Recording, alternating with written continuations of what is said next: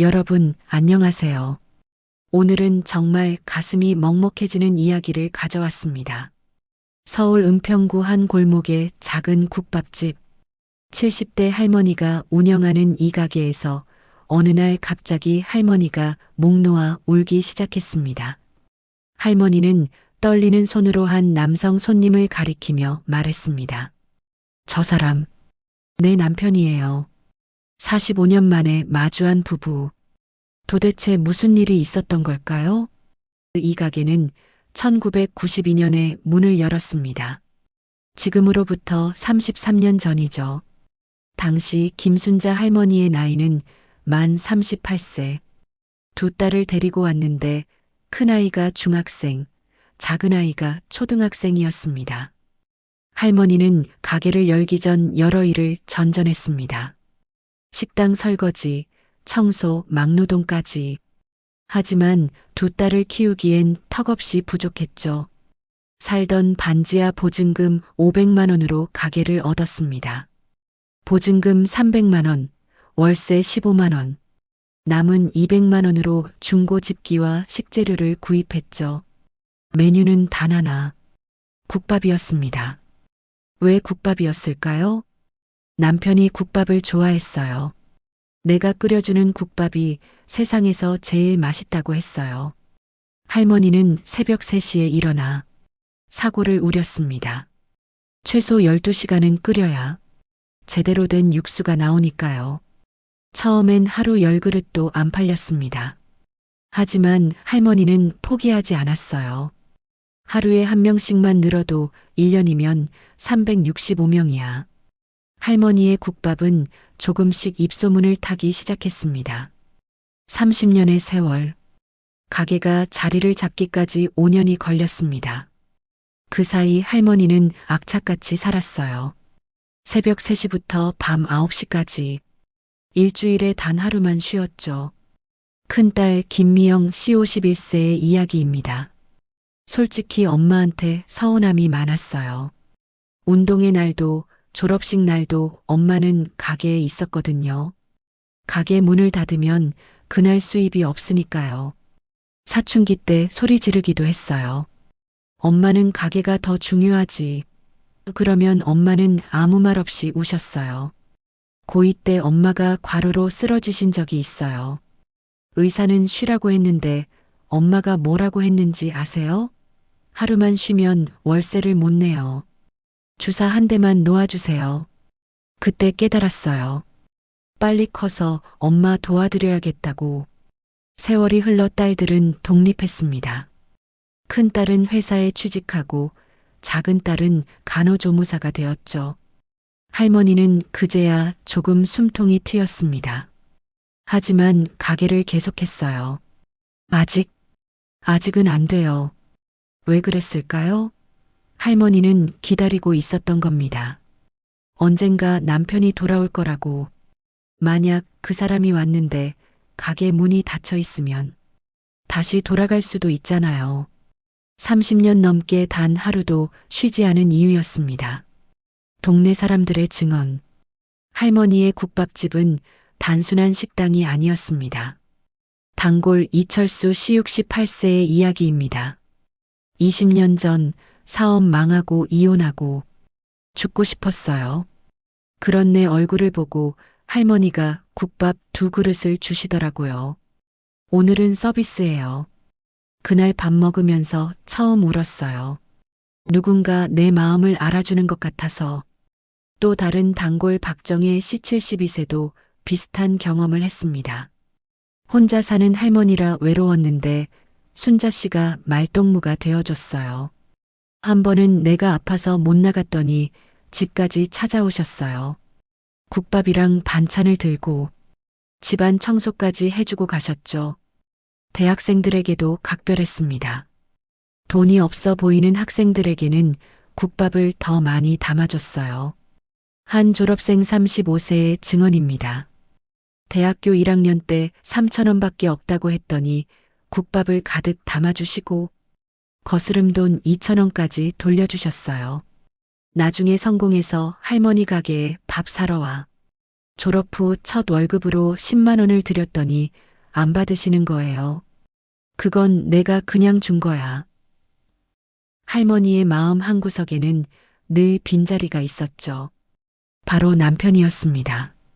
45년 전 그날과 혼자 버틴 세월. 1980년. 할머니 나이 26세, 남편 박진수 씨는 28세였습니다. 연애 결혼으로 만나 두 딸을 낳았죠.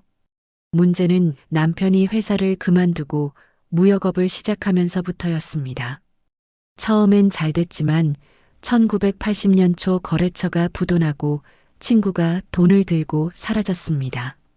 5천만 원의 빚. 지금 가치로 5억 원이 넘는 돈이었죠. 채권자들이 매일 집으로 찾아와 협박했습니다. 남편은 매일 술을 마시며 자책했어요. 1980년 3월 15일. 남편이 평소보다 일찍 일어나 양복을 입었습니다. 사람 만나러 가야 해. 가기 전 잠든 딸들에게 키스하고 순자 씨를 한참 바라봤어요. 미안해. 그동안 고마웠어. 남편은 그렇게 나가고 다시는 돌아오지 않았습니다. 처음엔 사고가 난 건 아닌가 걱정했지만 한 달이 지나도 소식이 없었죠. 남편이 도망간 겁니다. 채권자들은 더 악랄해졌어요. 순자 씨는 야반도주에서 지방으로 내려갔습니다. 거기서 10년간 공장 일을 하며 버텼죠. 새벽 6시부터 밤 10시까지, 주말엔 설거지 아르바이트. 1990년 서울로 올라왔고 1992년 국밥집을 열었습니다. 국밥을 끓이면서 순자 씨는 자꾸 남편 생각이 났어요. 이 사람, 지금 밥은 제대로 먹고 있을까? 원망했지만 걱정도 됐습니다.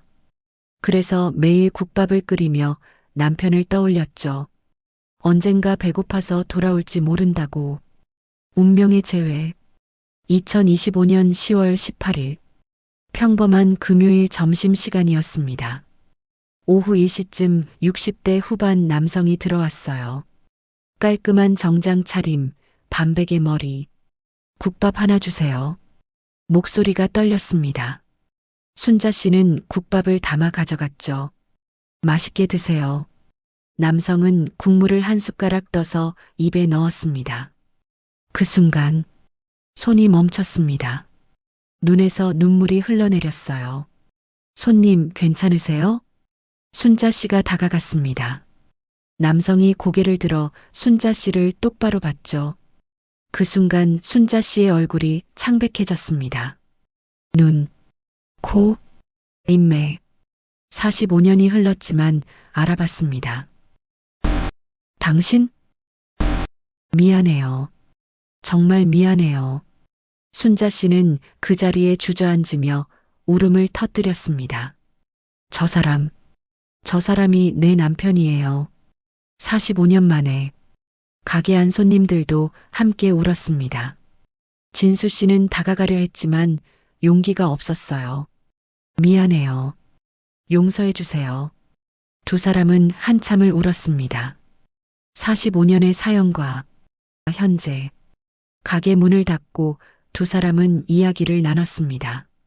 진수 씨는 1980년 부산으로 내려가 죽으려 했다고 합니다. 바다에 뛰어들려 했어요. 하지만 용기가 안 났어요. 당신과 딸들 생각에 부산에서 막노동을 시작했습니다. 40년간 악착같이 일해 빚을 갚았죠. 당당하게 돌아가고 싶었어요. 하지만 세월이 흐를수록 더 두려웠어요. 2020년 빚을 다 갚았지만 여전히 용기가 없었습니다. 그러다 신문에서 순자 씨의 국밥집 기사를 봤어요. 사진을 보는 순간 당신인 걸 알았어요. 내가 이 사람한테 무슨 짓을 한 거지. 5년을 망설이다 2025년 10월 드디어 찾아온 겁니다. 순자 씨도 자신의 이야기를 했습니다. 두 딸을 혼자 키우며 겪었던 일들. 미안해요. 당신한테 너무 미안해요.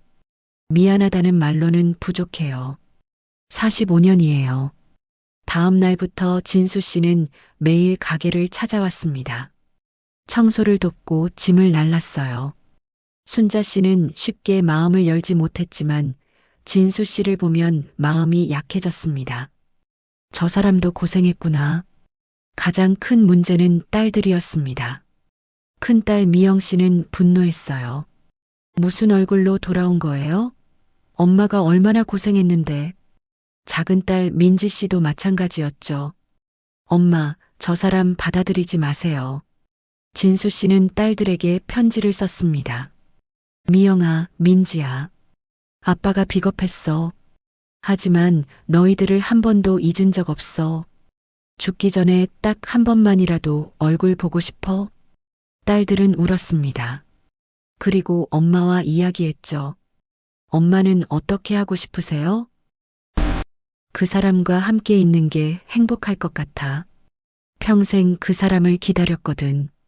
딸들은 엄마의 행복을 원했습니다. 엄마가 원하시면 반대하지 않을게요. 하지만 우리는 아직 아빠로 받아들일 수 없어요. 현재 두 사람은 조심스럽게 관계를 회복하고 있습니다. 진수 씨는 매일 가게에서 일을 돕죠. 당신이 안 해도 돼요. 나도 뭔가 하고 싶어요. 당신한테 갚고 싶어요. 딸들과의 관계는 여전히 어렵지만 진수 씨는 기다립니다. 이 이야기를 취재하며 많은 생각이 들었습니다. 진수 씨를 용서할 수 있을까? 쉽게 답할 수 없는 질문입니다. 하지만 분명한 건 순자 씨의 사랑은 진짜였다는 것. 45년 동안 하루도 쉬지 않고 국밥을 끓인 이유. 언젠가 돌아올 남편을 위해서였죠. 이게 사랑이 아니면 뭘까요? 진수 씨의 행동을 정당화할 수는 없습니다. 하지만 그 역시 40년간 빚을 갚으며 고통받았어요. 누가 옳고 그른지 우리가 쉽게 판단할 수 있을까요? 노년의 삶은 각자가 살아온 세월의 무게를 담고 있습니다. 순자 씨의 주름엔 45년의 세월이, 진수 씨의 구분 등엔 40년의 고통이 새겨져 있죠. 우리는 그 무게를 함부로 평가할 수 없습니다. 대신 이해하고 공감하려는 노력. 그게 우리가 할 수 있는 전부입니다. 사랑은 결코 거짓말하지 않습니다. 45년이 지나도 그 자리에 있었으니까요. 여러분은 어떤 생각이 드시나요? 용서할 수 있을까요? 댓글로 생각을 들려주세요. 구독과 좋아요, 알림 설정 부탁드립니다. 사랑하는 사람이 있다면 꼭 안아주세요. 우리에게 주어진 시간은 생각보다 짧으니까요. 감사합니다.